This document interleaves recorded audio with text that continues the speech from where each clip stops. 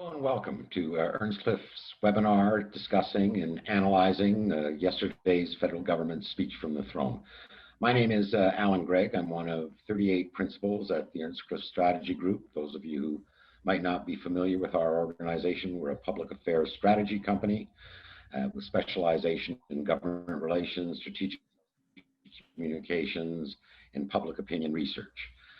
Today I'm joined by a rockstar panel. I introduce my three Earnscliffe colleagues first. We have BBC insider and one of Canada's top political commentators, Kathleen Monk, our own resident big brain, Elly Alboim, and our force of nature, Velma McColl.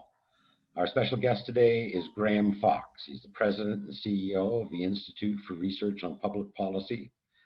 You'll find Graham a person of serious substance in his own right, but should we run the risk of being accused of nepotism, full disclosure compels me to also point out that he's the son of one of the founding partners of Earnscliffe. Before we start, just want you to know that on the bottom of your screen there is a Q&A button that you're welcome to ask questions either to any of the individual panelists or the panel as a whole. Velma will be monitoring this, and from time to time we'll break away from the panel discussion and get to what the listeners might be interested in addition. Graham, I want to start with you first. I mean, when parliaments are prorogued and throne speeches are announced, basically what governments are doing is signaling the need for a restart and a new direction. I mean, in August, the government promised, in quotes, a roadmap out of the pandemic. And the speech yesterday billed itself as an ambitious plan for an unprecedented reality. From where you sit, does the speech from the throne live up to his billings? Are we going to see a restart and a new direction? Well, thanks, Alan, and let me first thank Earnscliffe for the invitation to join you this afternoon. I always feel like we're en famille when we get together, and so it's a real pleasure for me, and on behalf of my IRPP colleagues, let me say a warm thanks for greeting me this afternoon. In terms of the honest answer to your question is, it's too early to tell. I think on a very basic level, the speech from the throne probably highlighted the priority themes that Canadians wanted to see. And I'm thinking specifically about strengthening healthcare with a specific focus on the needs of seniors, whether that's long-term care or pharmacare, greening the economy and this notion of not just rebuilding, but building back better. Certainly from our point of view, the recognition that the recession has hit some citizens much harder than some others. And I'm thinking specifically of women, racialized Canadians, particularly Black Canadians, Indigenous peoples, and the acknowledgement that the policy response has to reflect that different impact on different people, I think was really important. And the last element that really struck me was this notion that income and employment support needed to be rethought. So if they got the themes right, what we don't know yet is how much ambition they're going to put behind each of those proposals. We haven't seen how they're going to deploy these new initiatives. We know for sure intergovernmentalism, and we'll get into to that in the discussion, I'm sure. But intergovernmentalism is going to be a challenge here. And this has traditionally been an area where this government has gotten into trouble from time to time, where the reality of policies do not match the expectations. So I'd say the news release is written and issued, but now the hard work begins, and that's when we'll see whether or not this is transformative change.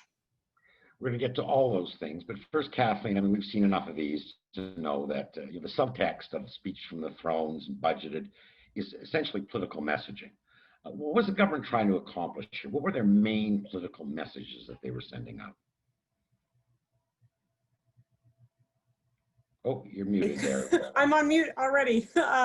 Just to rip off of a little bit what Graham just said, it certainly is, we do view the speech of the throne as a communication tool and a document. As Graham said, the press release is written, but folks are gonna have to look at what the details are in the weeks and months ahead. I think what I saw yesterday is the Liberals very smartly starting to set the table of the fight that they want to have in the next election, or at least in the next year.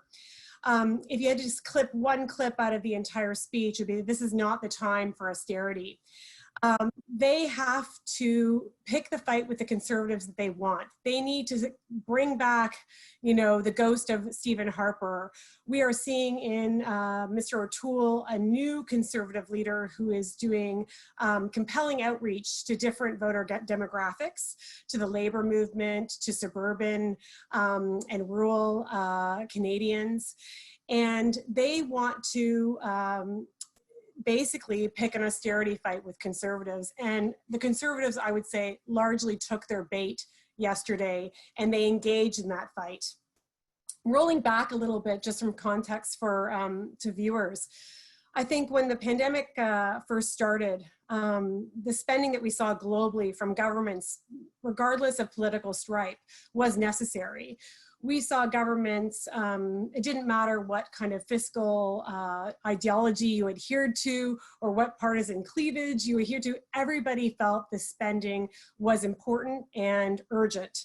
But now as we move to more of a recovery phase, despite the second wave, governments now will continue to look at whether we pull back or not. And the Liberals are having to grapple with O'Toole, as I said, and he's not going to be as easier to put into a box like, for instance, Mr. Scheer was on issues, on social value issues like abortion or other issues. So they have to pick this fight of austerity, and I think that's largely what the communication and the battle fight is going ahead. They're not worried about the New Democrats, they're worried about Mr. O'Toole. Elly, help me out a little bit here. I mean, with the other thing we always see before major political events like this is a series of leaks and positioning in advance of the events themselves. And the speeches from the throne are never detailed or problematic, but they do allow governments to set out a vision and the broad themes they want to use to inform political debates. I mean, when the House prorogued, we were told that we had a once-in-a-generation opportunity to kind of recalibrate Canada and the economy. Then they seem to retreat from that very ambitious stance and leak the fairly coherent three-part roadmap that the speech from the throne was supposed to follow.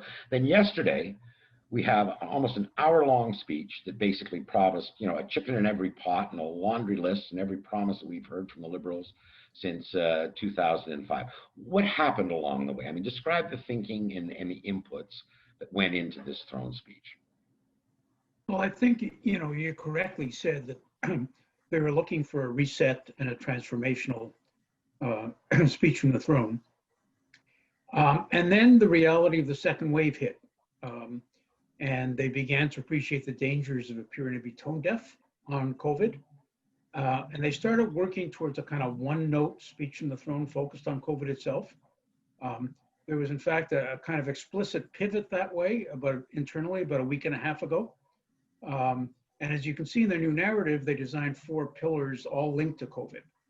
But, frankly, that's probably where it ended. What happened was they reintroduced platform promises, priorities from last year's SFT, other measures that may actually have blurred the intended focus, I think, of the speech from the throne. The reasons for that, I think, are a couple. One is they were double tracking, going forward on a speech from the throne with an eye towards an election if they were defeated and the need for a platform that would be based on the speech from the throne. Second of all, there's always too much internal pressure within governments to be reflected in a speech from the throne.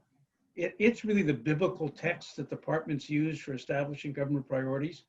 And all of the ministers and departments wanted to see their priorities reflected in it. And the center obviously expanded its ambit beyond the one-note COVID theme to incorporate a number of other things. I think at the end of it, there's a real issue about whether people who are anxious about their personal and family security and health really saw their concerns addressed in yesterday's speech from the throne. They may have had trouble sifting through all the various promises to figure out where it was immediately relevant to them. And I guess we should say that the PM tried to refocus that last night in his address to the nation. Right. But I think there's a real question of whether he expressed the kind of urgency or gravity that the situation may have required in the minds of Canadians. So the issue for me is whether this was the right speech from the throne at the right time. We were also told earlier on that any recovery program was going to be driven by a green lens. In fact, there was a subcommittee of the cabinet that, if not mandated, certainly was encouraged to look at how recovery through a green lens would manifest something. We saw some of that yesterday. We saw a recommitment to carbon emission goals, re-promising programs like retrofits, electric vehicles, clean tech, but we've heard all of that before. Is there anything new here when it comes to the government's approach to climate change and a zero carbon future, Velma? Well, I think the thing that's consistent and could have been new is that they stuck with the net zero by 2050 goal. There's lots of counter pressures that were suggesting that they should pull back from that. But as many people have said, you know, one of the things that a global pandemic has taught us is that we're capable of dealing with things on a global scale, and therefore climate change deserves an answer at that scale. So they were short on specifics related, you know, we've been hearing a lot of talk about hydrogen, we've been hearing a lot about the bioeconomy, we've been hearing about ways that you would implement that vision that they put on the table, because that was new, that we are going to be a leader in clean technology globally. I branded Canada as a leader in clean technology globally, but I think it's really up for here to the fiscal update and then on to the budget in 2021 for them to make that real, to have that come alive. The other thing is that they're very conscious that we are globally heading towards what's called a stock taking in Glasgow in the fall of 2021. We postponed a big climate change meeting that was supposed to happen in a couple of months. That will be a global stock taking. And so in the same way where we're looking at global numbers around a pandemic and infection rates and those kinds of things, we're going to look at a global picture on emissions. And so everything that they're doing on 2050 how are we meeting that 2025 and 2030 target? So, just a supplement to that, Velma, because I mean, some of the criticism is that there's, you know, lots of good aspirational talk, but not much follow-up. They talk about Canada's competitive edge and being a global leader. Do we have the infrastructure in place to really be a global leader in clean tech and a lot of these new technologies necessary to get us to zero carbon emissions? Sure, we have great technologies in Canada, amazing technologies actually, and one of the challenges that we have is getting the uptake in Canada so that they can compete globally. Often they go offshore and then have to come back to Canada there. But we have technologies in buildings, in water, in energy efficiency, you can go through a long taxonomy and a long list of places where we have globally competitive technologies, renewables, batteries, my goodness, batteries. We have lots and lots of those technologies, but the question really, the rubber hits the road for any political party in the next 5 years is how are you going to make a clean tech, translate that into domestic jobs and have the uptake of those technologies. Graham, I mean, I kind of diminished what was happening by saying there's a chicken in every pot laundry list, but there is some pretty big ambition there. I mean, to put forward the notion, again, of a national child learning and care program, a national pharmacare program, setting national standards for long-term care. These are big, big policies, but they're also all in provincial jurisdictions. Throughout the COVID pandemic, and we've seen a fair amount of harmony in federal provincial relations. Are the feds going to be able to get buy-in from the provinces on these kind of programs, or are we just ramping up for a fight with the provinces? That depends on how the feds manage it. And I will say personally, the intergovernmental dimension of all of this is what I'm watching most closely. I was not surprised to see the harmony and collaboration this last spring. Shutting down required tremendous courage and discipline, but not creativity. Everybody needed to get to zero. And it's when we reopen, and we'll see how that goes now that we're into a second wave, especially in my hometown of Montreal.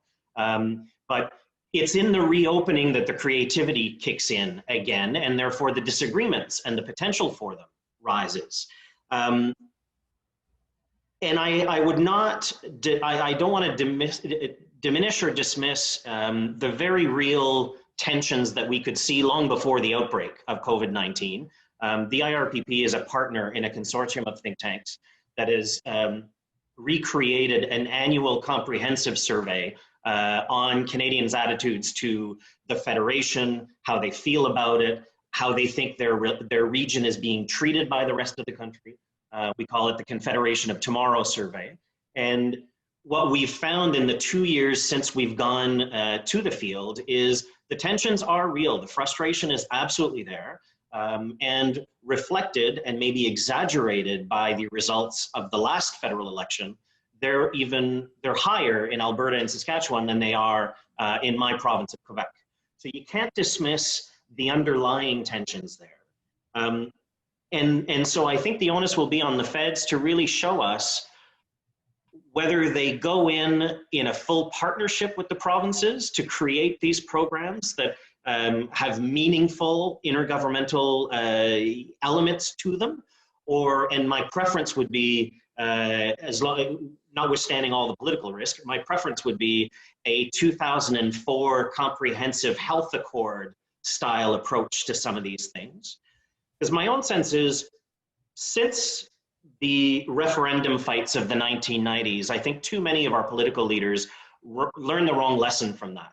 And the lesson was, if you try big things, you get in trouble, so don't try big things. Right. And we are now 20 years into incrementalism, small steps, small balls, some might say. And I think this is Ottawa's opportunity to play big ball and to really go after transformative change. But if they decide to dictate from Ottawa how any of those programs are to be implemented or deployed, it's going to be an absolute gunfight. Well, the premier's waded in before with a demand for a significant increase into the health transfer. No strings attached. Nada. No mention. Anyone else want to comment on the prospect of federal-provincial relations kind of going forward as a consequence of the speech from the throne? Velma, you looked animated there. Yeah, so I think that we have a question to ask ourselves as a country about what is a modern definition of the Federation. We've been asking this question sort of on the margins for almost 2 decades now, a modern definition of the Federation, and we're being forced into it by a number of crises. COVID is certainly sort of punctuates that, but also our understanding, for instance, the energy transition is a place where we could have a different kind of conversation nationally. Jason Kenney is saying that and Alberta and companies and many of the players are talking about contributing to an energy transition, and that includes energy transition for oil and gas. But what does that mean? And what would it look like if we didn't have our federal and provincial governments fighting about that, but we had them collaborating and cooperating and having a full energy picture that we were presenting out to the world? I think COVID re-engaged some federal provincial cooperative muscles. You're suggesting that it was sort of laziness, Graham, but I think the level of conversation that we've seen between premiers and the Prime Minister and every level of minister has been extraordinary in the last 6 months, and it's a question of what they do with that now. Elly, you wanted to weigh in on this? Yeah, it may be an unpopular view, but I think that COVID has really exposed a core question. We're probably the most decentralized federation in the world. The question is, does our federal system, as it is configured in Canada, is it adequate up to the task of dealing with a national emergency? We know that in March, the federal government contemplated invoking the Emergencies Act and was backed off by the provinces. We also know that what we have now, as they have in the United States, a patchwork of approaches on how to re-enter, what the rules are, what is appropriate behavior.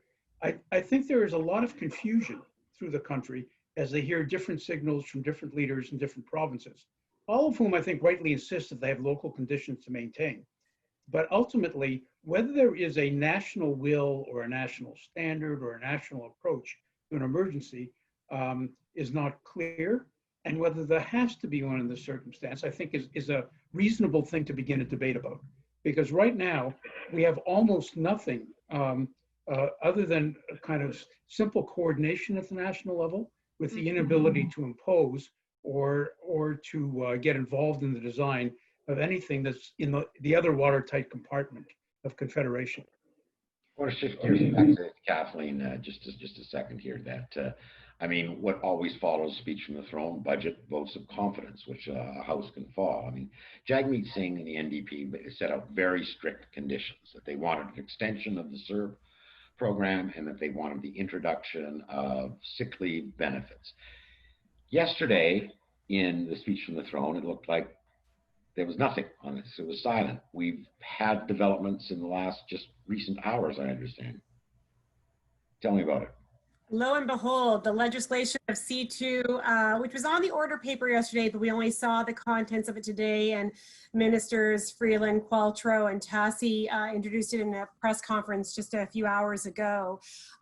It fulfills all of the New Democratic requests. Primarily and significantly, New Democrats have been calling for they've been calling for many things, but to focus, their top priorities were the extension of CERB, so that Canadians who can't find work otherwise in the pandemic would still have this benefit at the same level that the government had been providing it for them in the spring. Right. So now with C2, we essentially have CERB. They're calling it by a name.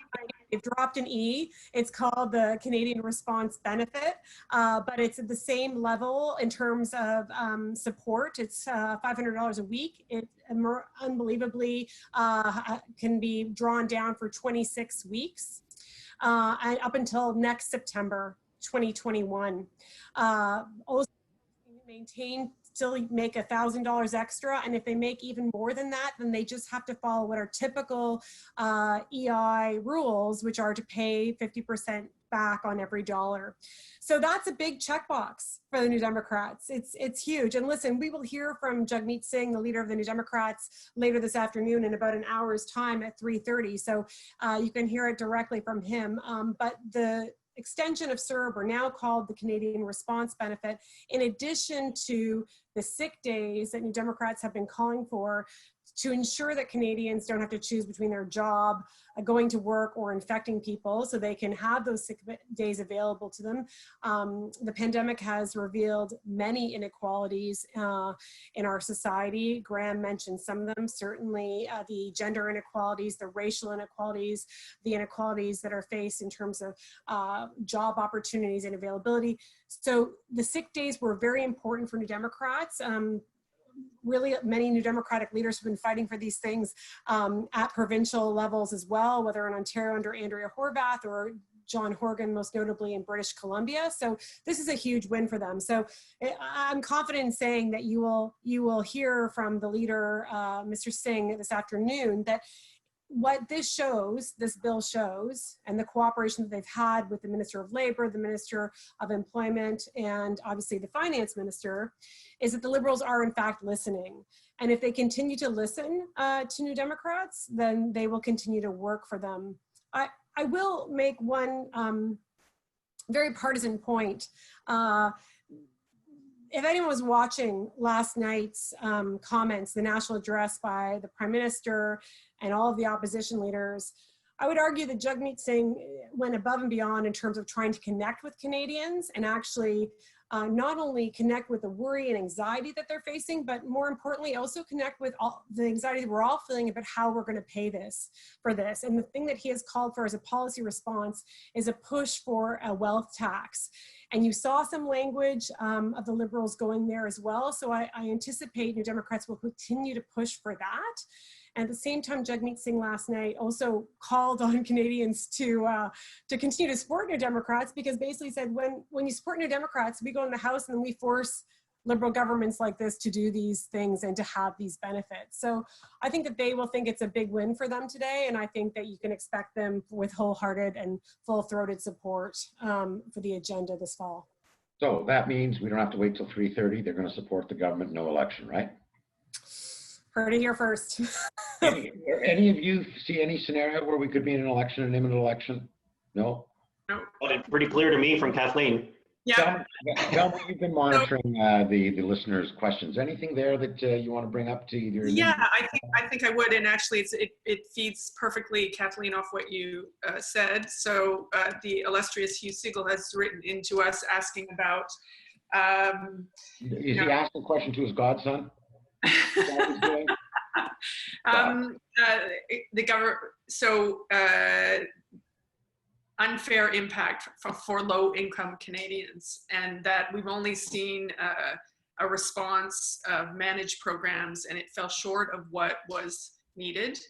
And so why is there a lack of follow-through and coherence? If you don't mind, what I'd like to do is combine that with one other question here, which asks the direct question about what about the possibility of a basic income being introduced at the federal level. So to my fellow panelists, we can start with Graham if you like, but Elly, Kathleen, would you like to weigh in on those two questions? Sure. And thank you both for that question. And it really gets back to the importance of seizing the opportunity to look at income and employment support in this country, which the IRPP has been focused on as a priority for a number of years, and is something that very much predates the pandemic. When we were thinking about income inequalities 5 years ago, that seems a distant memory now. But we had the opportunity to look at how we structure income support specifically. We're trying to do too much through one program that is employment insurance. And Hugh's been an advocate, Hugh Siegel's been an advocate for a basic income scheme for the better part of 20, going on 25 years. Whether we'll see one basic income scheme or something that is kind of basic income-like remains to be seen. My prediction would be leaning more toward a few programs that coming together probably get you to where you want it to be on basic income. But it's something that in a minority parliament, who's to say?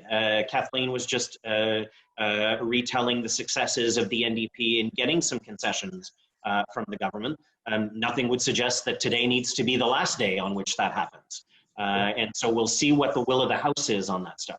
We had an internal discussion about this the other day, and I want to go back to Elly on this, that by changing the eligibility standards to EI and using EI as the vehicle for income support, I mean, there's the possibility that it will move from an insurance program to, if not basic income programs, certainly an ongoing income support program. Is that likely, Elly, that we could see that kind of change when we actually start seeing some legislation? I think we've got to be careful in not evaluating the current parliamentary context and minority government. The level of ambition in the speech you've thrown would require any number of new pieces of legislation, bills, to get through a minority house in a very difficult context. I understand the debate has begun on a universal basic income. I think that the unified EI will be a step towards it, not, as Graham says, not the answer to it, but a step towards it. But I would caution that the ability to come up with complex programs and new legislation in the current context is very, very low, particularly as the COVID crisis increases. Basic income support is going to be required in the time of the pandemic. What happens after that? It's really a mug's game to try to sort out now. But if you're asking the odds of it happening in this Parliament, I would say virtually zero. I want to throw back a variant of that question to you, Velma, because we talked earlier that there was these leaks about what was going to be in the throne speech, what was the roadmap, and it had 3 pillars, basically: health protection, income protection, and recovery.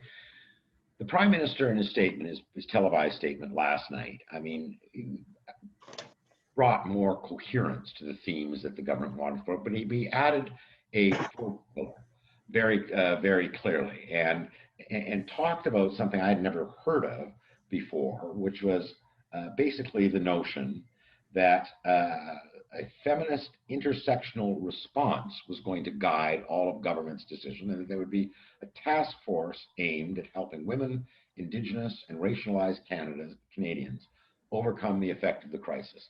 I mean, is this just virtue signaling to the base, or can we really expect to see something substantively different coming out of this government going forward along these lines? No, it's not virtue signaling. I think it's a recognition of where the pandemic in particular has hit most resoundingly. The women's section really showed up with an understanding of women's role in the economy. Childcare is not an abstract social policy. It's a necessary precondition to a functioning economy where women are contributing members of to their families, to society, etc. I mean, the world has changed around that. So there was language around gender-based violence, which we've heard again was a real crack in the system through COVID, not just in Canada, but globally. Systemic racism for the Black community, the disproportionate rates at which Black and brown-skinned people, faced infection rates, unemployment, income insecurity, etc. So that needs to be addressed. Indigenous Canadians, there's a lot in there for Indigenous Canadians, and addressing some long-standing issues. So I think that this is it's a broadening of what we consider a social safety net. So I think that those are very tangible things, and it was funny because I was listening to Aaron O'Toole yesterday, and he talked about, he alluded to divisions and geographies, that we only define ourselves by geographies. We don't just define ourselves, and especially in COVID, as we were sent home, we don't only define ourselves by our geographies. The role of women in the economy is universal across the nation. The impact in racialized communities of COVID and income insecurity and access to opportunity is national. The outlook for Indigenous Canadians, especially youth, it's a national question. And so this was calling out a set of demographics and a set of people who are different than simply a geographic west-east. Elly, there seems to be what some might interpret as mixed signals when it comes to fiscal policy going forward. I mean, on one hand, the government explicitly stated that now is not the time for austerity. But on the other, they also promised that any new spending would be, in quotes, prudent, sustainable, and responsible. Is that a contradiction, or is there a line that's going to be drawn between spending whatever it takes and restraint? Well, let me try to disaggregate it a bit. Remember some of the language in the speech from the throne. We'll spend as much as it takes for as long as it lasts. No one should have to take on debt the government could better shoulder. The promise of open-ended support for businesses that are shut down by local health authorities. The coming sectoral support for hard industries. All of that suggests that there is not going to be a limit to the amount that is spent on emergency measures. But it also suggests that there's going to be different decision-making lens for emergency measures like these that are essentially pandemic time limited, and other measures that are going to be in place for a longer term and are capable of adding to a structural deficit. And in that case, they use words like prudent, responsible, sustainable as criteria. I think it's a hint of something to come, that they are going to treat emergency one-off spending differently than structural spending, and that they may try to account for them separately. There's been a suggestion they do that. So at least for communications purposes, they separate out that spending that is emergency and time limited and that spending that is more structural. Now, of course, it'll all come together finally in the consolidated public accounts and lead to an accumulated deficit or debt.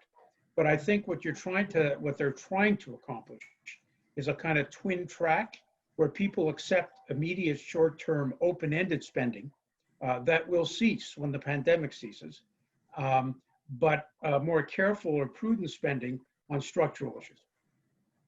Graham, it's almost been 24 hours since the Governor General delivered the speech from the throne. You have members, sponsors, researchers all over the country. What are you hearing back? What are they telling you they're impressed with? What are they disappointed about? Well, I would say as a first point, from a research point of view, if they put the ambition that this program requires behind it, there's going to be a lot of work for a lot of public policy researchers in the next few years. And so there was a big hooray in terms of creative thinking about how you design programs, how you deliver services in an entirely new way. As I mentioned, we were particularly taken by the emphasis on income and employment support, which I think is a critical piece that, again, predates the pandemic.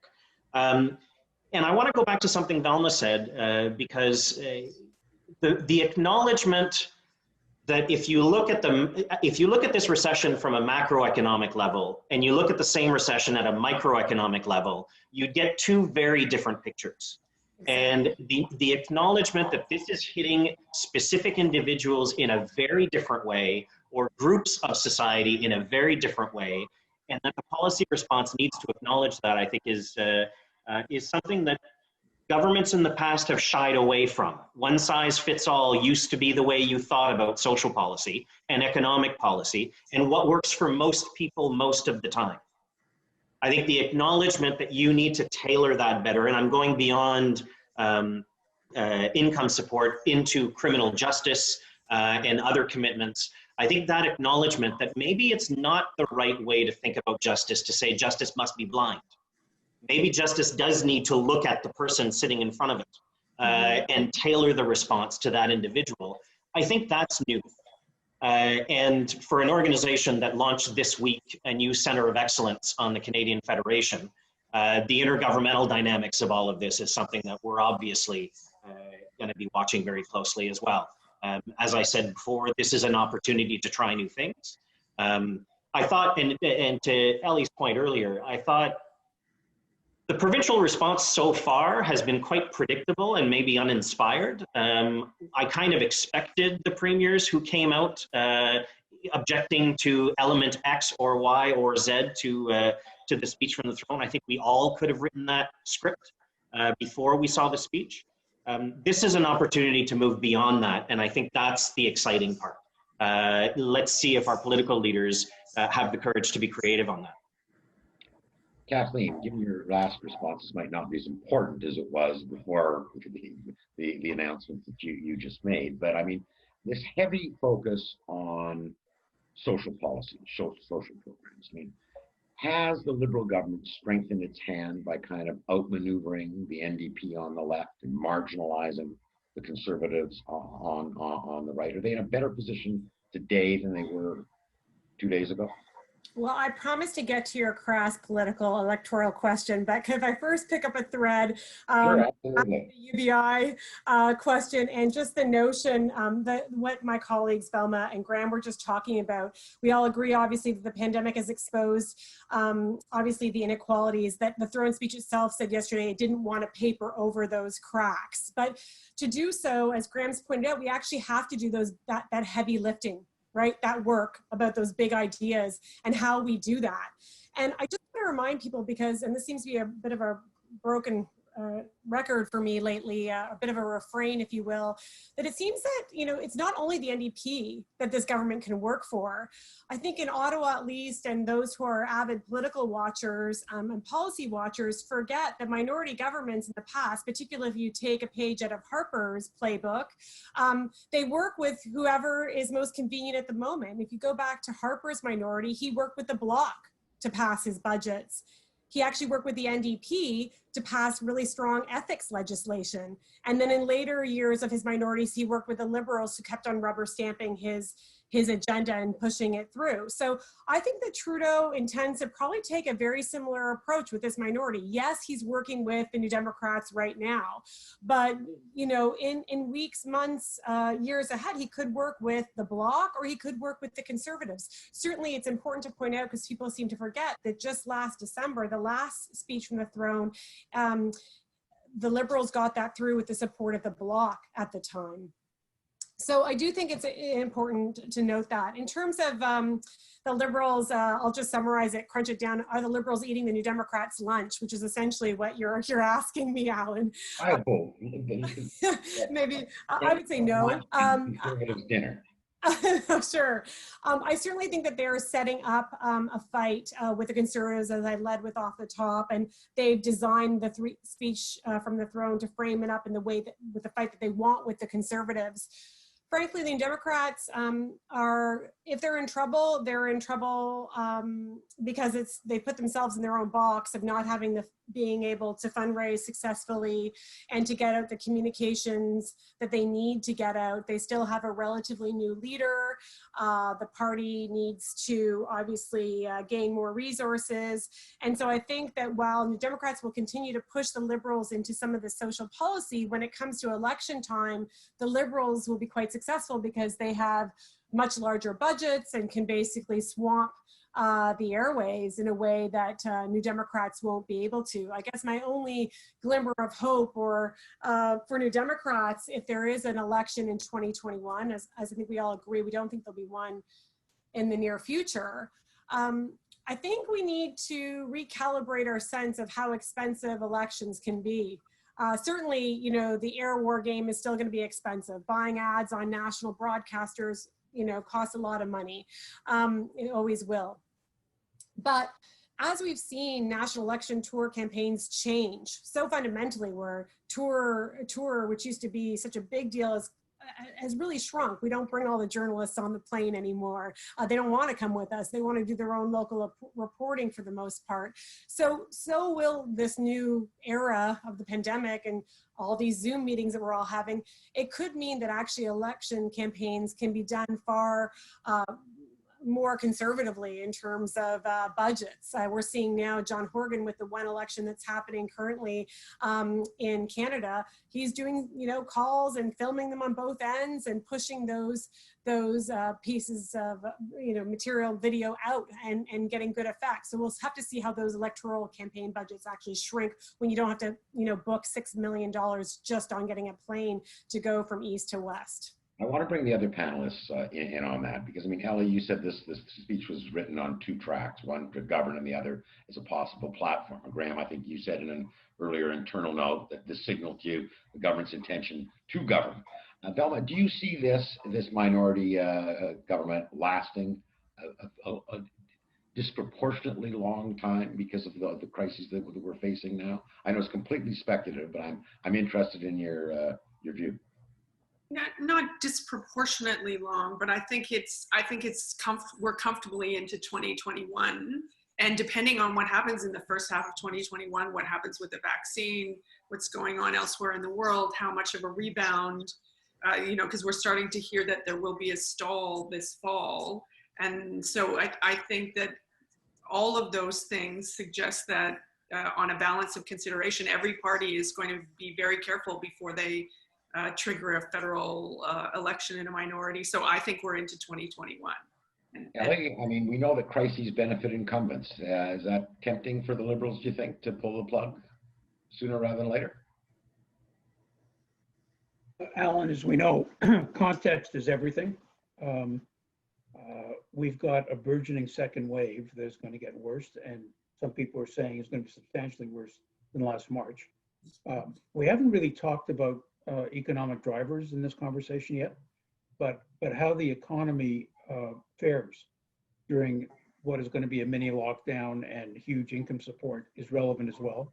I think the government is facing, and all the parties are facing, a substantial political test going forward that is outside the normal thinking of an electoral process.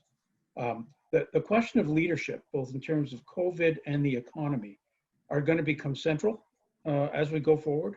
And I don't know how to calculate how the Liberal government is going to respond to either, how the opposition is going to be able to respond to it or take additional leadership or a different vector on a policy level.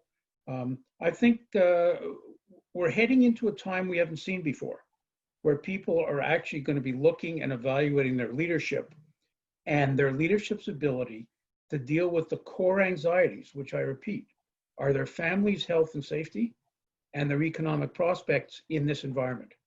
And it seems to me that that is dangerous for every political party going forward, because without potential common sense solutions to that, leadership's going to fail. Graham, you want to speculate on election timing? Well, I largely agree with what Velma and Elly and Kathleen have just said. And the one wild card, I would say, in how long this minority lasts, is this is the first time we have a minority with an independent Senate. And we shall see what the upper chamber adopts as a general behavior to the bills that come to it from the House. And when you don't have, I always kind of, when I think of the new Senate, I always think of the political movies from the 1980s in the US where there's a whiteboard and it's like, we got the senator from Wisconsin, and they kind of rip off number 52 and they keep a running tally of who's going to vote for what. This is when that kind of dynamic is going to apply to the Canadian system. And an election doesn't solve the challenges of an independent Senate, but it may wear on the government's patience, who may want to go to the people sooner rather than later. So that's the new element that we've not had in minority settings. And I certainly will be curious to see how individual senators and the non-political caucuses, I'm not sure I would say all the way to non-partisan, but non-party caucuses decide that they're going to behave in respecting or not the will of the House. Velma, any other questions there from listeners you want to bring to the panel? Yeah, there's a really rich landscape of questions here, and I'm going to just curate them a little bit. So the easy one to answer is, when are the votes? There are 3 votes. They'll happen between the 28th and October 5th. So we can, those of us who pay attention in the Petri dish, we will watch each of those votes with great zeal and hand-wringing and speculation and punditry. And then there's great questions about IT, ag, pharmacare, the charitable sector, and home ownership. But I'm going to focus this, I think, on the overriding question. I'm going to turn this question to Elly, because there are 2 or 3 questions in here that say, how much longer can government afford to spend like they have been spending? Is there a breaking point when it comes to the debt and deficit? When will we know we're there? What is it going to cost Canadians? And are we headed for some kind of a fiscal crisis? So I think for those of you who are on the webinar, we don't have a better source to answer a question like that than Elly Alboim. So I guess the issue is really sustainability, right? It depends on how you look at that. So as I said before, how much of what the spending, how much spending is going to reflect permanent programs, and how much is going to be one-off spending that will dissipate? What is the long-range forecast for interest rates? Because they form the weight of associated debt carrying costs. Will rating agencies make borrowing more costly as government spends more? Will the Bank of Canada keep buying up government debt, which makes it easier to support? Certainly, look, by conventional yardsticks pre-COVID, the deficit and debt and the proportions they are of the size of the economy are now pushing towards levels that many would say are unsustainable over the long term. I've got to say there's much more concern about this among officials in the civil service than among political staff or elected members at the moment. But obviously the government's been hearing the debate and the concern and is trying to respond by using language around prudence and responsibility. But language is one thing, hard numbers are another, and the real test will come in the fall. There's no way to evaluate any of that now. I think there is a consensus. People have to, and businesses have to be supported in the middle of the pandemic. There is a consensus that will dissipate as we emerge. The question is, will parties try to convert temporary programs into permanent programs, as my friend Jeffrey Simpson has said in one of these comments listening to this, or will they allow the temporary programs to dissipate and disappear? Will we have what is in effect a normal curve, a huge spike in deficit that lead to debt, of course, and then a falling off into much more normal levels? We're at about 50% GDP, debt to GDP now. That is a sustainable level, maybe not forever, but remember we were close to 70% in the crisis in the mid-90s. Our deficit is way above the 3% of GDP that most people would be comfortable with and heading north. But again, how much of it is structural and how much of it will dissipate when the epidemic dissipates? These are unknowables. I want to ask you supplementary to that, because I mean, in the last fiscal update, deficit 343 billion, added 40 to 50 billion since then. Almost impossible to calculate with the cost of a national early childhood and care program, national pharmacare is going to be. Where's the business community in this conversation? I mean, they're strangely silent. Is that because they're supportive by and large, or because they're irrelevant now? Yeah, it's not that they're irrelevant, and they're certainly not silent.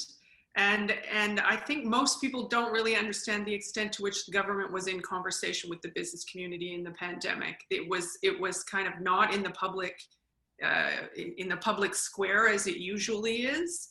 But the government, and not just the federal government, every level of government, federal, provincial, municipal, turned to their private sector and said, we need your help with distribution, with supply chains, with manufacturing, with something.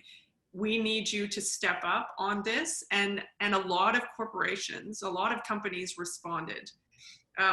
The Chamber has had a very effective national initiative where they've engaged with their members there, and it was because the circumstances were so unusual for so many people. I mean, genuinely, the business associations had to listen to their membership because it doesn't follow any previously prescribed pattern. So there was a lot of listening to members, small business members, medium-sized business, like out across the country, retail, hospitality, forestry, like a lot of work has happened within the associations to try and define what it is. The conversation has been rich. Has it been sufficient? I would, I don't think that the business sector thinks that many of the programs, LEAFs, I'm going to acronym out here, the the small business loans programs, the ECAP, yeah. I know, you watch for the TLAs, the three-letter acronyms of Ottawa. I'm sorry about that. But there's been all these business programs. Some have been more effective than others. Some have been blatantly inadequate for what is required. And so I think the form of the conversation with the business community has been different. The other thing is that I believe that there are investment dollars out there and people who have investments that they're still willing to make, either in plants or operations or things that are, if you will, COVID proofed. And those investors are looking for, okay, well, when will this stabilize? How could we make that investment? And are looking to have a mature conversation with the government about that.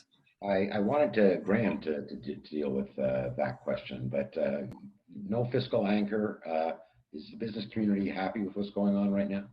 Well, at the risk of offending, and I probably will, let me offer a contrarian view on this. I think corporate Canada has a meaningful challenge here, and I draw a significant distinction between small and medium enterprises and large corporations. I think large corporations no longer have a natural political constituency in Canada. I think when you look at the more progressive parties who have been natural opponents of the quote-unquote business agenda, that was kind of a predictable and long-standing position. But when the finance critic of the Conservative Party refers to CEOs as fat cats in black limousines, there's a rupture there in a relationship that has served the business community well over the last few decades. And I think we're all kind of figuring out that's been eroded and nobody's been paying attention. I'm not sure that the endless op-eds on productivity that could have been written in the mid-1990s and early 2000s and probably are as helpful today as they could have been. I think corporate Canada needs to come up with a more creative answer, not just to the public policy issues that are facing governments, but what their skin in the game is, and what the purpose of the corporation would lead them to think about in terms of their responsibility to the public good. I think there's a lot of work to be done there, and I'm sure I've upset a number of people who are watching right now, but it's something that I firmly believe is true and have been watching for some time. Tyranny of time is almost upon us, but I want to ask each of you just in closing for any final thoughts on kind of where we are right now and where we're going. Kathleen, you want to start? Yeah, so I started off in the beginning that I said that there is a global recognition that the spending during this pandemic, regardless of whatever political stripe you adhered to, was necessary. I think increasingly the question that governments in Canada and around the world are going to face is that who has the spending so far benefited and how have they benefited? Last week, the Canadian Centre for Policy Alternatives put out a pretty shocking survey that builds on the point that Graham was just making, that during the pandemic, there are 20 corporations that have benefited by $37 billion throughout the pandemic. So there are some companies, there are some individuals who are certainly doing well during this pandemic. We know that there are many, however, who are not doing well.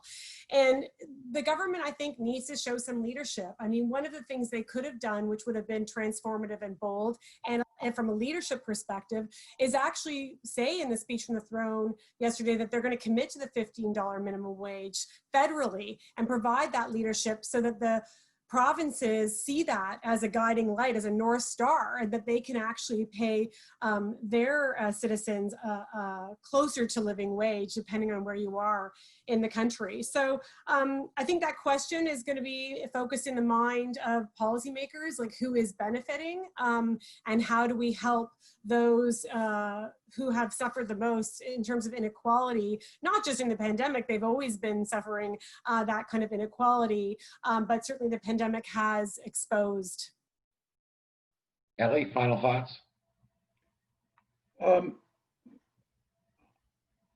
I think my major concern is how we get from here to there.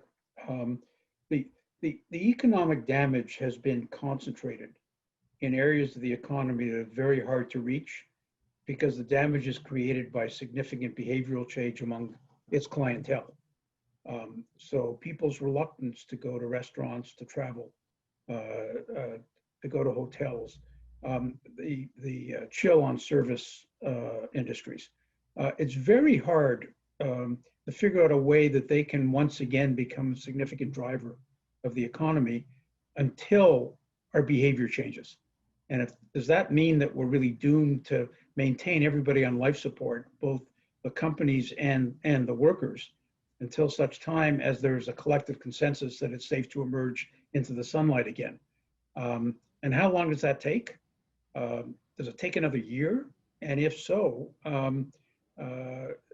will the traditional levers that move a Canadian economy still be there at that point? Will the levers have to change? And will the investment pattern have to change? It's not clear what is going to be left of our economy. We know what's strong. We know what's weak. We're not sure how to, I think, help the weak survive and grow again. Not at least not yet.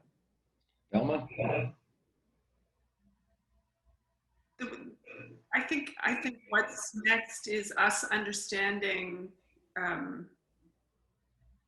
all the ways that COVID has changed a number of fundamental systems of decision making in healthcare, in long-term care, in communities that were invisible or less noticed. For seniors. I mean, like and so the question that I have is: are we going to try and bring new means of governance, new means of policy making, new levels of solutions and collaboration to how we solve for this? Or are we going to keep trying, okay, great, let's just wait until this is over and then we're going to use that same old tool that we used 25 years ago because that would be the right thing. And so I'm hoping that we're going to see a flood of some innovation in what I have always called the soft technologies around public policy, that whether it's collaboration with the charitable sector, with think tanks, with many actors in society need to now come together to get us through the next year, because it's going to be a couple of years before we're fully out of this. Last word to Graham Fox. I think yesterday the government got the diagnosis largely right. But I think the report card will be entirely based on what happens next. Show us the work, figure out how you're going to do this, because all of the devil will definitely be in the details, and so we'll be watching closely. Our hour is up. I want to thank my colleagues, Velma McColl, Elly Alboim, Kathleen Monk, our special guest, Graham Fox. Those of you who are listening, if you don't know much about the Institute for Research for Public Policy, learn about them. They do fantastic work. I've been doing some research on income inequality, and it's treasure trove of stuff that Graham's organization had produced. So, and to all of you who asked questions we didn't get to, we will get back to you. We promise. So with that, we're at the top of the hour.